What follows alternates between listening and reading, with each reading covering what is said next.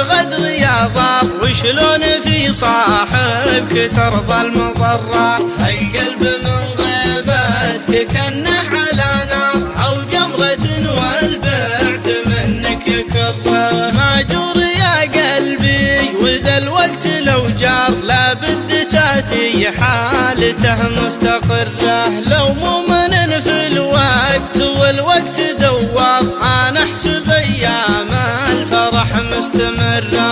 يا صاحبي لو صار في الوضع ما صار خالك ما ينقص ولا ربع ذرة. عيوني لبيتك ليا جيت له مراجيه في الساعة 30 مرة. يا ابو ثمان إن كان نهى النور جهار ربي كساها بحسن مبسم وغرة.